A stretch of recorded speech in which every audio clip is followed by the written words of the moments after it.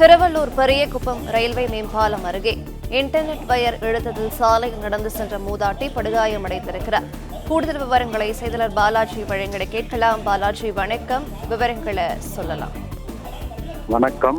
திருவள்ளூர் அருகே பெரியகுப்பம் மேம்பாலத்தின் மேல் internet cable கட்டப்பட்டுள்ள நிலையில் நேற்று மாலை தாதுகான்பேட்டையிலிருந்து பெரியகுப்பம் மேம்பாலத்தின் அருகே உள்ள சர்வீஸ் சாலையில் கடைக்கு செல்வதற்காக நடந்து சென்று கொண்டிருக்கும் போது மேம்பாலத்தின் மீது சென்ற வாகனம் இன்டர்நெட் ஒயர் மீது பட்டு இழுத்ததில் சர்வீஸ் சாலை ஓரத்தில் கம்பத்திற்கு கட்டப்பட்டிருந்த இன்டர்நெட் கேபிள் அருந்து விழுந்து மூதாட்டியின் தலையில் சட்டென வேகமாக அடித்ததில் மூதாட்டி சம்பவ இடத்திலேயே சுருண்டு விழுந்தார்.